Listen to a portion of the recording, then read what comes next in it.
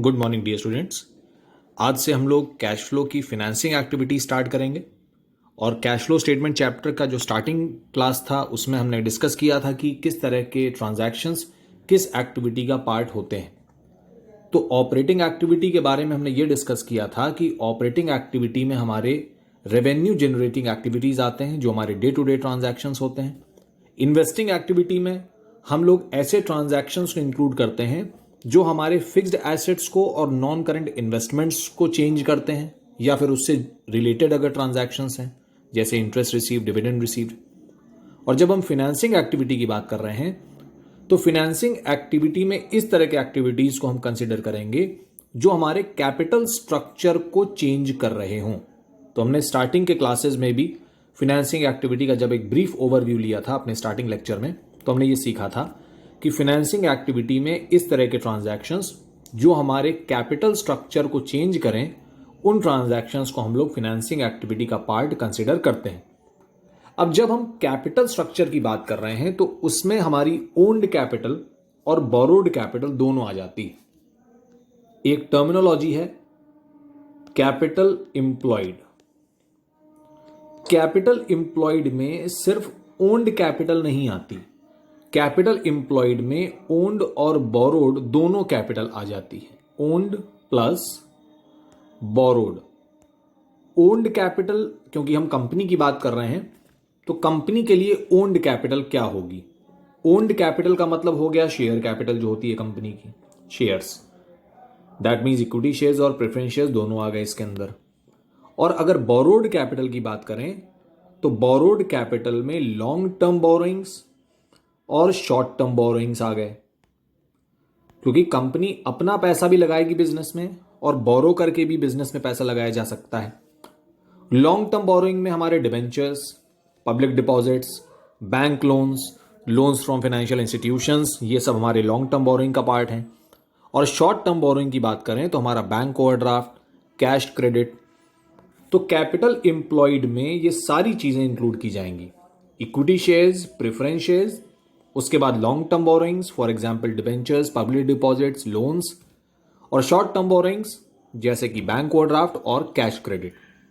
तो financing activity में इन सभी चीजों में जो भी चेंजेस आ रहे हैं, चेंजेस दो तरह के हो सकते हैं, इंक्रीज और डिक्रीज। अगर इक्विटी शेयर इंक्रीज हो रहे हैं that means equity shares issue किए जा रहे हैं। प्रेफरेंस शेयर्स इंक्रीज हो रहे हैं that means preference shares issue किए जा रहे हैं। प्रेफरेंस शेयर्स डिक्रीज भी हो सकते हैं दैट मीन्स रिडेम्पशन हो रहा है। उसी तरह से लॉन्ग टर्म बोरिंग की बात करें तो डिबेंचर इंक्रीज हुआ दैट मीन्स इशू हो गया, डिबेंचर डिक्रीज हो गए दैट मीन्स रिडेम्पशन हो गया। सेम कंसेप्ट अप्लाई होता है पब्लिक डिपॉजिट्स पे, बैंक लोन्स पे। लोन्स हम रेज भी कर सकते हैं, लोन्स हम रीपे भी कर सकते हैं। शॉर्ट टर्म बोरिंग के लिए भी सेम कंसेप्ट है। तो चेंज मीन्स इंक्रीज और डिक्रीज। तो फाइनेंसिंग एक्टिविटी में हमारे कैपिटल से रिलेटेड जितने भी ट्रांजैक्शंस होंगे, capital means owned as well as borrowed, तो इन जो आइटम्स हैं, ये जो आइटम्स हैं जो बैलेंस शीट में लिखे रहते हैं, इन आइटम्स से रिलेटेड जितने भी ट्रांजैक्शंस होंगे वो फाइनेंसिंग एक्टिविटी का पार्ट होंगे। और कुछ ऐसे ट्रांजैक्शंस होते हैं जो इससे रिलेटेड होते हैं। दैट मीन्स अगर शेयर्स की हम बात करें तो शेयर्स पे डिविडेंड पे होता है, तो dividend paid is not a part of share capital but it is related to share capital. उसी तरह से अगर आप डिबेंचर्स की बात कर रहे हैं तो इंटरेस्ट पे किया जाएगा, तो interest paid is not a part of debentures but it is related to debentures. Interest paid on public deposits, interest paid on loans, interest paid on bank overdraft, interest paid on cash credit. So although interest is not a part of long term borrowing or short term borrowing, but it is related to long term borrowing or short term borrowing. तो जितने भी transactions हमारे capital employed से directly related हैं और जो indirectly related हैं वो सभी हमारी फाइनेंसिंग एक्टिविटी का पार्ट होंगे। ये चीजें हमको बैलेंस शीट में कहां मिलेंगी? बैलेंस शीट में हमारी हेडिंग होती है share holders fund. Share holders fund को 3 पार्ट्स में डिवाइड किया जाता है, एस आर एम। तो एम पे हमको ध्यान नहीं देना है, एस और R. S means share capital, R means reserves and surplus. तो इन दो जगह पे ये जो 2 हेडिंग्स हैं हमारी, यहां पे हमको ओन्ड कैपिटल मिल जाएगी। ओन्ड कैपिटल की डिटेल्स आपको यहां से मिल जाएंगी। उसके बाद जो बोरोड कैपिटल है हमारी, वो हमको नॉन करेंट लाइबिलिटी में मिलेगी और करंट लाइबिलिटी में मिलेगी। नॉन करेंट लाइबिलिटी में हेडिंग होती हैं, 4 हेडिंग्स होती हैं, LDOL, जिसमें से ये जो फर्स्ट L है, L stands for long term borrowings. तो लॉन्ग टर्म बोरोइंग्स में आपको डिबेंचर्स, पब्लिक डिपॉजिट्स, लोन्स, ये सारी चीजें आपको लॉन्ग टर्म बोरोइंग्स में मिल जाएगी। उसी तरह से करंट लाइबिलिटी में 4 हेडिंग्स होती हैं, STOS, लेकिन जो पहला S है, it stands for short term borrowings. तो यहां पे हमको बैंक ओवरड्राफ्ट, कैश क्रेडिट, इनका डिटेल्स मिल जाएगा। तो अगर हम बैलेंस शीट के इन 3 हेडिंग्स पे फोकस करें तो हमको फाइनेंसिंग एक्टिविटी की पूरी इंफॉर्मेशन अवेलेबल हो जाएगी। और फिर हमको सिर्फ इतना चेक करना है कि वो इंक्रीज हो रहे हैं फिगर्स या डिक्रीज हो रहे हैं, उसी के अकॉर्डिंग हमको उसको सॉल्यूशन में नोट डाउन करना होगा। तो यहां पे लिखा भी हुआ है कि activities, financing activities are those that result in change in size and composition of owned capital and borrowed capital. इसी में हम आगे देखते हैं, एक टेबल बना हुआ है जिसमें इन सारे ट्रांजैक्शंस को एक बार दिखाया जा रहा है आपको कि कौन से ट्रांजैक्शंस इनफ्लो होते हैं, कौन से ट्रांजैक्शंस कैश का आउटफ्लो में रिजल्ट करते हैं, यहां लिखा हुआ है। तो ये एक ब्रीफ ओवरव्यू है पूरी फाइनेंसिंग एक्टिविटी का। अब हम लोग डायरेक्टली इलस्ट्रेशन देखेंगे फाइनेंसिंग एक्टिविटी का।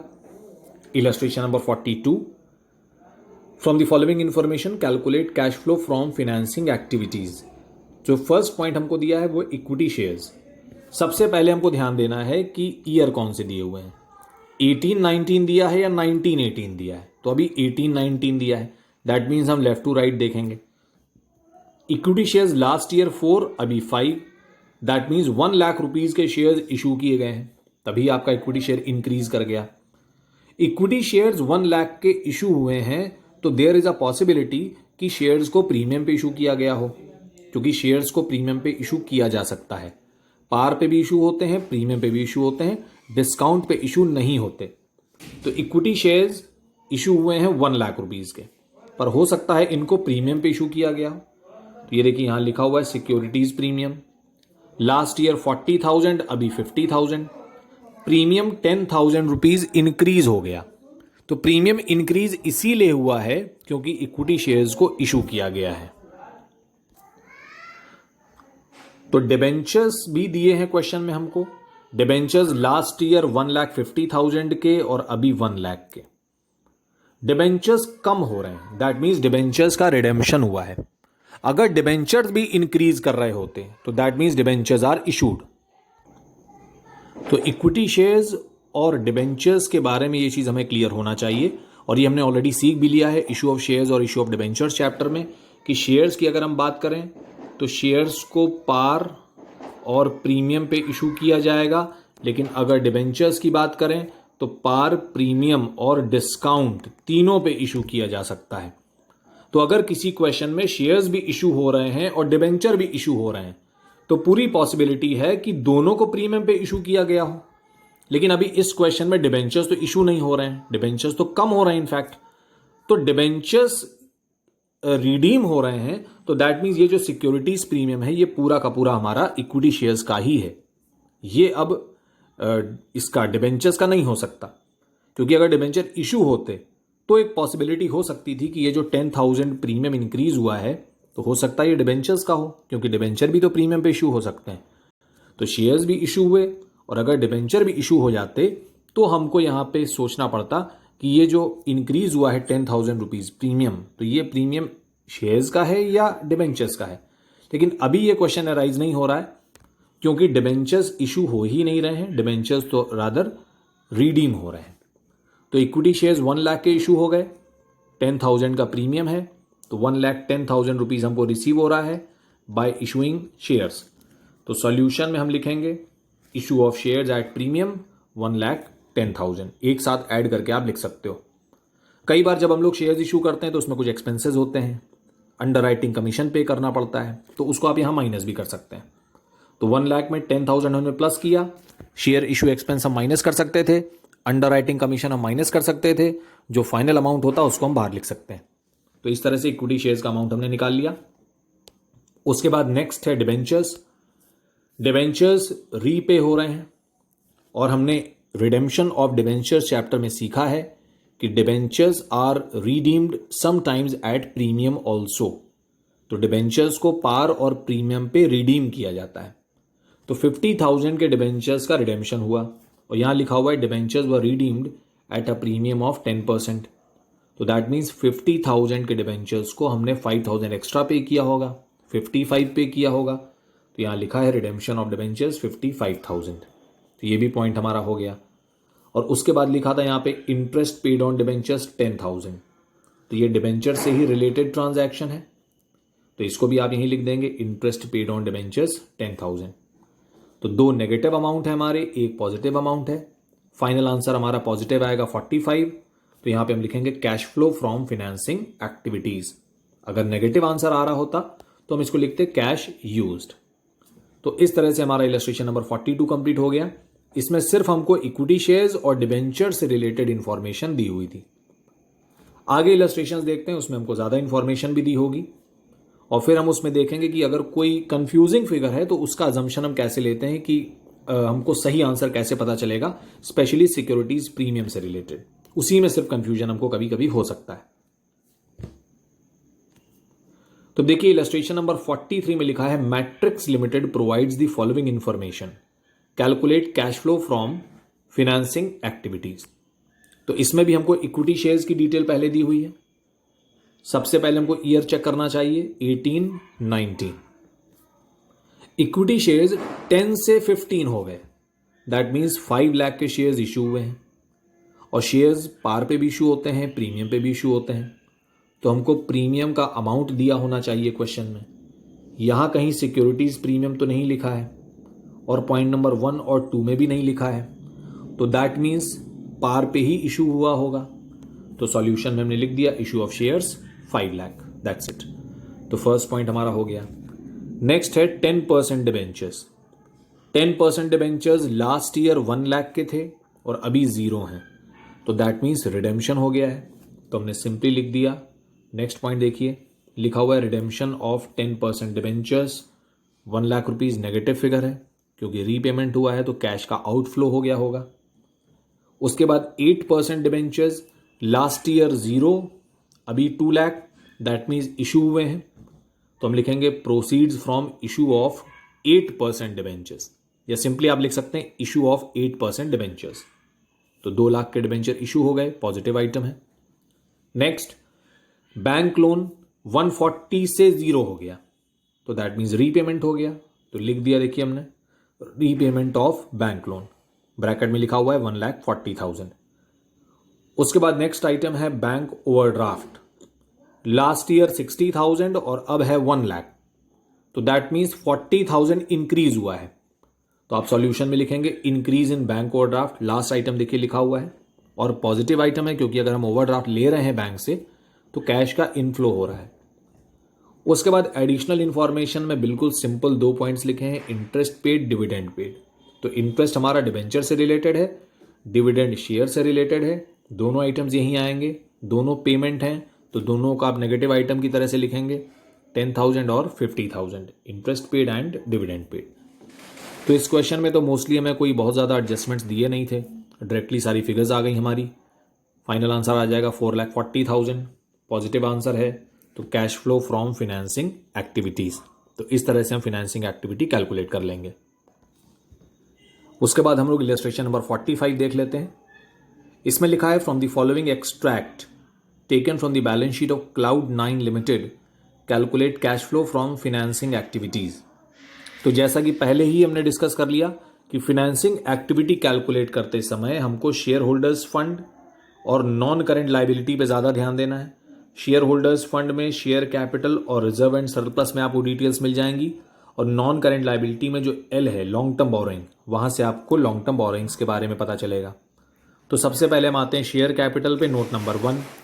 नोट नंबर 1 में आपको इक्विटी और प्रेफरेंस दोनों शेयर्स दिए हुए हैं।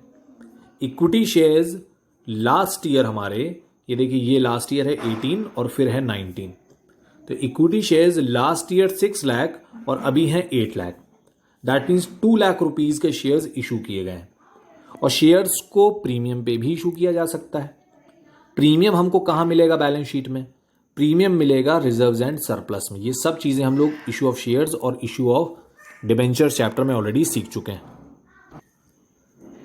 तो सिक्योरिटीज प्रीमियम देखिए, हमको यहां लिखा हुआ है reserves and surplus securities premium. Last year 0 है और अभी 30,000 है, तो 30,000 प्रीमियम इंक्रीज हो गया। सिक्योरिटीज प्रीमियम इंक्रीज कब होता है? जब शेयर्स और डिबेंचर्स इशू किए जाते हैं। तो शेयर्स तो इशू हो रहे हैं, हमने देख लिया, इक्विटी शेयर्स इशू हो रहे हैं। प्रेफरेंस शेयर्स भी हैं हमारे पास, तो अब हमको ये भी देखना चाहिए कि क्या प्रेफरेंस शेयर्स भी इशू हो रहे हैं।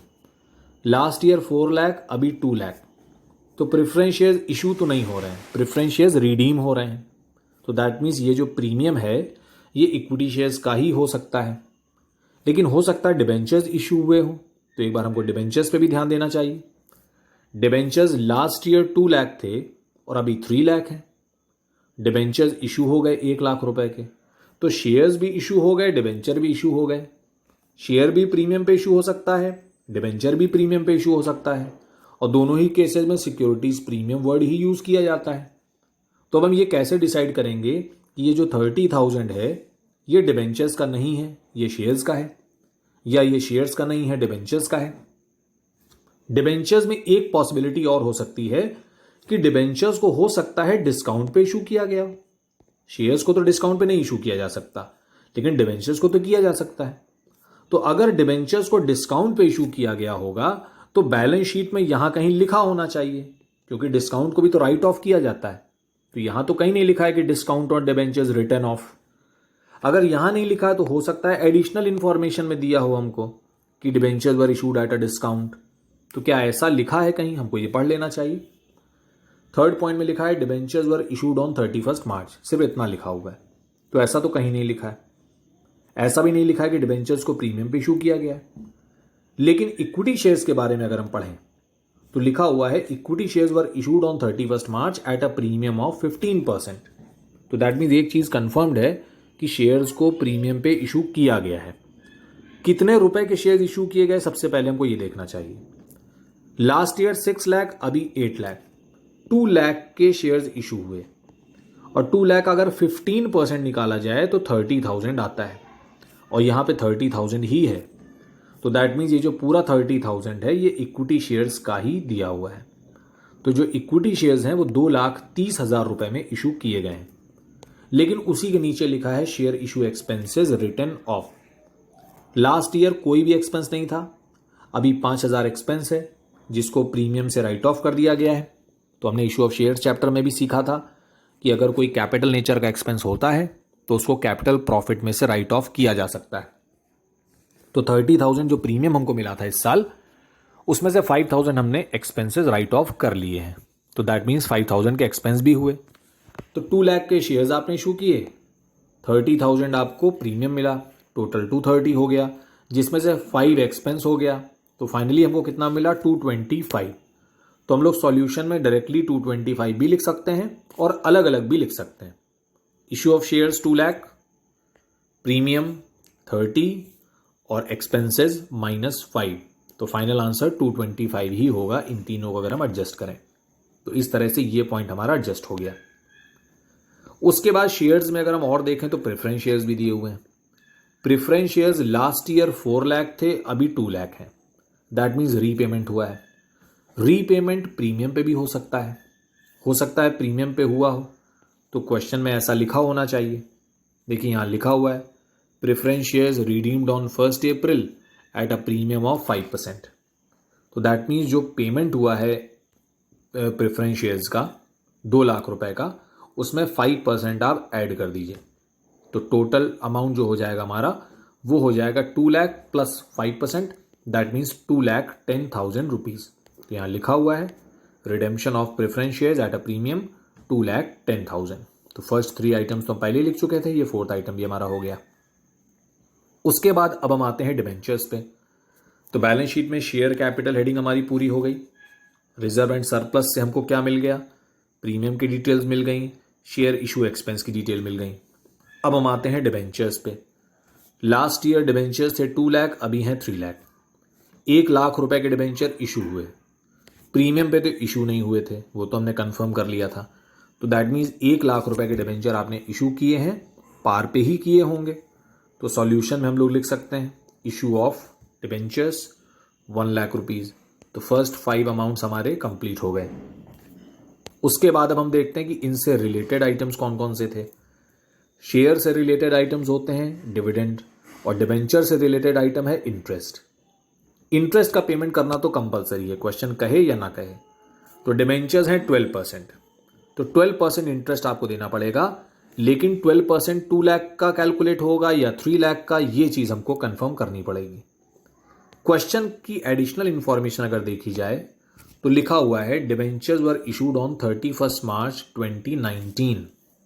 31 मार्च 2019 प्रीवियस ईयर की फिगर है या करेंट ईयर की डेट है, ये देखना पड़ेगा। 31 मार्च 2019 करेंट ईयर की डेट है। दैट मीन्स जो एक्स्ट्रा डिबेंचर आपने इशू किए हैं, टोटल डिबेंचर हमारे थे 2,00,000 रुपए के, 1,00,000 रुपए के और इशू हो गए तो टोटल हो गए 3। तो ये जो 1,00,000 के एक्स्ट्रा डिबेंचर आपने इशू किए हैं, ये आपने इशू किए हैं on the last day of the year. That means through out the year, पूरे साल आपके पास डिबेंचर 2,00,000 के ही थे। 1,00,000 के डिबेंचर आपने इशू किए साल के आखिरी दिन, तो उस पर कोई भी इंटरेस्ट पे नहीं किया जाएगा। 2,00,000 पे आप 12% पे करेंगे, जो कि होता है 24,000 रुपीज। तो हमको इंटरेस्ट कितना पे करना है? 24,000 रुपीज। लेकिन क्वेश्चन का अगर लास्ट लाइन पढ़े हम, तो लिखा है interest on 12% debentures 4,800 is still payable. That means 24,000 में आपने 4,800 का तो पेमेंट ही नहीं किया। तो पेमेंट कितना किया? 19,200। और cash flow statement cash basis पे बनता है। तो कैश बेसिस मीन्स कि जितना एक्चुअल पेमेंट किया है आपने, उतना ही आप लिखेंगे यहां पे। तो हम 24 नहीं लिखेंगे, हम लिखेंगे 19,200 रुपीज। तो ये हमारे 6 आइटम्स कंप्लीट हो गए यहां तक। तो 19,200 लिखने के पीछे ये रीजन है, क्योंकि 4,800 अभी भी अनपेड है। तो इंटरेस्ट का पेमेंट तो हो गया। अभी अब हम लोग डिविडेंड का पेमेंट कर सकते हैं। डिविडेंड के बारे में ध्यान रखेंगे, करेंट ईयर के डिविडेंड की कोई भी फिगर आपको नहीं लिखनी है। अगर लास्ट ईयर का कोई डिविडेंड पे किया गया है तो उसको आप लिख सकते हैं। करेंट ईयर के डिविडेंड की कोई भी फिगर नहीं लिखी जाएगी। तो क्वेश्चन में जैसा लिखा हुआ है, क्वेश्चन में हम लोगों ने ये पॉइंट कर लिया है, ये भी पॉइंट हो गया हमारा डिबेंचर से रिलेटेड जो पॉइंट था। इक्विटी शेयर्स को प्रीमियम पे इशू किया गया था, ये भी पॉइंट हमारा हो गया। इंटरेस्ट 4,800 पे नहीं हुआ, ये भी पॉइंट हो गया। उसके बाद लिखा है preference dividend for previous year and interim dividend 15% were paid on equity shares. तो प्रेफरेंस शेयर्स का लास्ट ईयर का जो डिविडेंड है वो पे कर दीजिए आप, और इक्विटी शेयर्स पे 15% का इंटरिम डिविडेंड पे कर दीजिए। तो प्रेफरेंस डिविडेंड सबसे पहले कैलकुलेट होगा। Preference shares last year 4 lakh थे, तो हम 4 लाख का ही 10% पे करेंगे। इस साल 2 लाख है, 2 लाख रुपए के प्रेफरेंस शेयर्स आप रीपे कर चुके हो, लेकिन अभी हमको करेंट ईयर का डिविडेंड निकालना भी नहीं है, तो हमको लास्ट ईयर का ही निकालना है सिर्फ। तो 4 लाख रुपए का 10% अगर हम निकालें तो 40,000 रुपए आता है। इसको हम लोग फाइनेंसिंग एक्टिविटी में लिखेंगे, dividend paid on preference shares 40,000 rupees.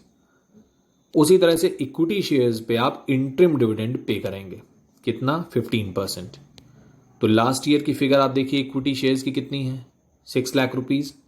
इसका 15% अगर निकाला जाए तो होता है 90,000 रुपीज। वही हम पे करेंगे। करेंट ईयर की कोई भी फिगर आपको निकालने की कोई रिक्वायरमेंट नहीं है। तो इस तरह से हमारी सारी फिगर्स यहां पे लिखी जा चुकी हैं। 90,000 भी आ गया, डिविडेंड ऑन इक्विटी शेयर्स, वो भी इंटरिम डिविडेंड है, फाइनल डिविडेंड का हमको दिया ही नहीं है कुछ। तो सारी फिगर्स इस तरह से हमारी आ गई। प्लस फिगर्स को आप प्लस करेंगे, उसमें से माइनस की फिगर्स को माइनस किया हमने, तो फाइनल आंसर हमारा आ गया 34,200, जो कि एक नेगेटिव अमाउंट है। तो यहां लिखेंगे हम cash used in financing activities. तो इस तरह से फाइनेंसिंग एक्टिविटी हमें करना है, स्पेशली जब आप शेयर्स इशू का अमाउंट निकाल रहे हैं, डिविडेंड इशूड का अमाउंट, डिबेंचर्स इशूड का अमाउंट आप निकाल रहे हैं, तो उसमें जो प्रीमियम का अमाउंट है उस पर ध्यान देना है, और इंटरेस्ट कितना पे करना है, डिविडेंड कितना पे करना है, इन फिगर्स को बहुत ध्यान से आपको कैलकुलेट करना है। और बैलेंस शीट की शेयर होल्डर्स फंड और नॉन करेंट लायबिलिटी हेडिंग्स को ही हमको ज़्यादा फोकस करना होगा। करंट लाइबिलिटी में शॉर्ट टर्म बोरोइंग वाली हेडिंग हमारे काम की होगी सिर्फ, क्योंकि उसमें बैंक ओवरड्राफ्ट और कैश क्रेडिट दिया हो सकता है। यहां देखिए लिखा भी हुआ है कि bank overdraft and cash credit are short term borrowings, hence they are a part of financing activity. तो बैंक ओवरड्राफ्ट में भी इंक्रीज डिक्रीज हो सकता है, कैश क्रेडिट में भी इंक्रीज डिक्रीज हो सकता है, और बाद में इसका जो इंटरेस्ट आपने पे किया है वो भी माइनस हो जाएगा। तो इन चीज़ों को, इन दो आइटम्स को हमको फाइनेंसिंग का पार्ट कंसिडर करना है, although they are a part of current liability. तो आज हम लोग फाइनेंसिंग एक्टिविटी में इतना ही कर लेंगे। आई होप फाइनेंसिंग एक्टिविटी का जो कंसेप्ट है वो सभी स्टूडेंट्स को समझ में आया होगा। इसके इलस्ट्रेशंस आप ज़रूर देखें जो मैंने अभी बताए हैं, और उसके बाद जो नेक्स्ट इलस्ट्रेशन है हमारा इलस्ट्रेशन नंबर 46, इसको सभी स्टूडेंट्स अब अपने आप कर सकते हैं ईजिली। सारी इन्फॉर्मेशन आपको डायरेक्टली दी हुई है, तो सभी स्टूडेंट्स इलस्ट्रेशन नंबर 46 अपने आप करेंगे, और इसमें अगर कोई भी डाउट होता है तो मुझे व्हाट्सएप पे मैसेज करके आप उस डाउट को ज़रूर क्लियर कर लें। तो आई होप ये वीडियो क्लियर होगा सभी को। Thank you so much, God bless you.